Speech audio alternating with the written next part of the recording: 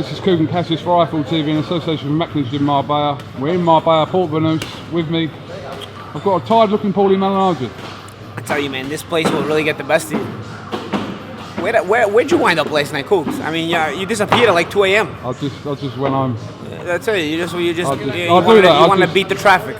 Unfortunately, when I got back to my room, the sun was coming up. The sun was up, so I didn't get any sleep. All right, and I'm feeling it. I'm feeling it today. I'm feeling it. But man, I love this place. Marbella is the bomb. Love it. First time here. Love it. Obviously, we're inside MACKLINS gym at the moment. First of all, what do you make of the facilities here? And obviously, this is an ever-growing stable here they're putting together. You know, if you can stay away from the partying, much like Vegas, if you can stay away from the partying, this place is great for training. I mean, you got great runs on the beach. There's mountains if you want to do the hills. It's a state-of-the-art facility gym here. What is it called? MACKLINS Gym Marbella. Yeah. It's a state-of-the-art facility, as for anybody that's been here knows. Rings, weights, all kinds of stuff here. Terrific weather. I think I'm really, really impressed with the whole training situation here. This is a great place for a training camp. Again, if you can stay away from the distractions, because this place will distract you. But it's much like Vegas, you know, where Vegas can distract you, but it's a good place to train if you can stay focused.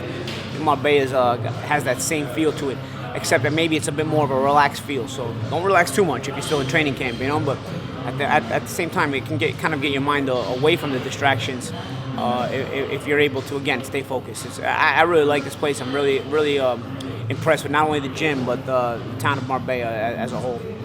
And I assume you've been treated well, and hospitality's been...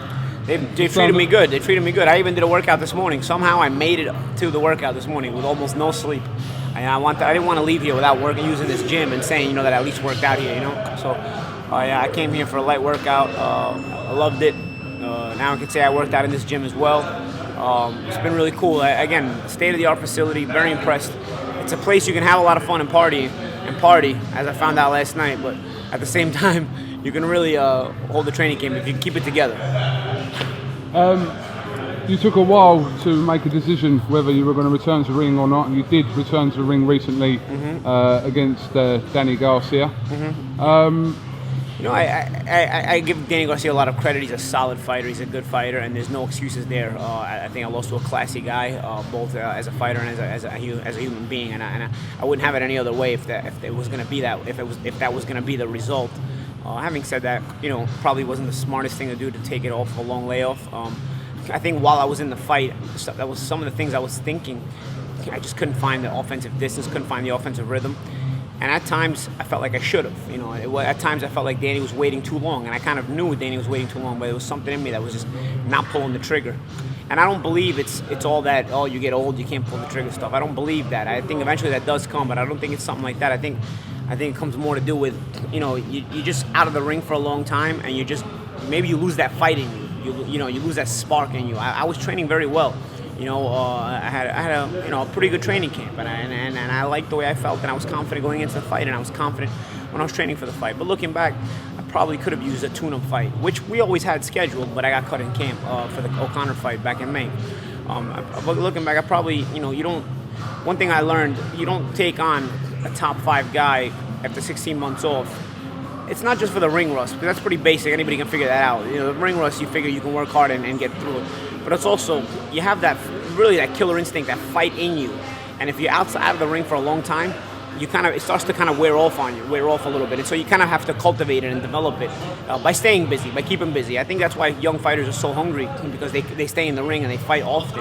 And you're kind of feeding that killer instinct. And maybe it's something that I learned in this fight. You know, it was missing a little bit. And Danny did a good job of staying patient, not losing his mind. Because maybe if Danny got a little out of hand, and he might have allowed me to catch him with a good sharp counter or something, I would have got some confidence and maybe would have gotten me going. But Danny stayed patient, which in this situation, it served him well.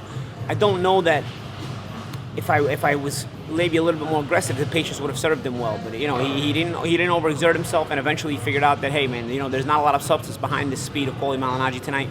Let me go for it, and he finished it like a champion. So I got to give him credit.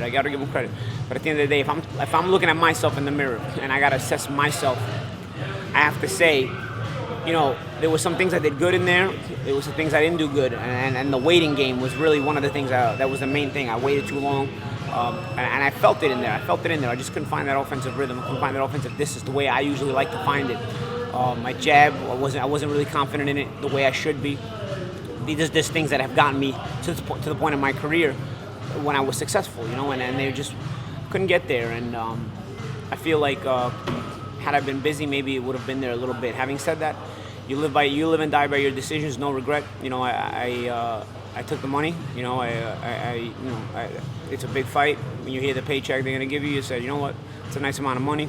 I'll take the fight. You're not really thinking about anything else. You're thinking about it. You can do it. You're confident. But looking back, I say, you know what, maybe a one tune-up would have served me right. But no regrets, man. You live, you learn, and you move on. I'm happy with my situation. I get treated well by the great team that I have. I have Anthony Canzaro as a manager, Al Heyman, and the team and the staff has been terrific to me, and they take care of me. And I'm gonna be okay regardless. Having said that, man, I don't know what to do as far as my boxing career. Because some days I want to fight and some days I don't, so we'll see. So currently, are you a retired fighter or not? I've never announced my retirement. Even after the Sean Porter fight when I had the layoff, I never announced the retirement. So I don't know that I ever would announce a retirement. I think I would probably stop boxing more so in the mold of like a Nassim Hamed or a CASSIUS, where they just didn't announce it. You just never saw them again fighting. I don't know, because a piece of me will always wonder if maybe I could, maybe I should. But the other piece of me will always try to fight that off, because maybe I shouldn't or maybe I couldn't. So I always kind of leave the door open and see what's going on. And you get in where you fit in, and sometimes you fit in somewhere, and then you hear the offers and see what happens. But I can't say I'm in a rush or anything like that. If something comes my way, I always wanted to come back to the UK and fight a fight.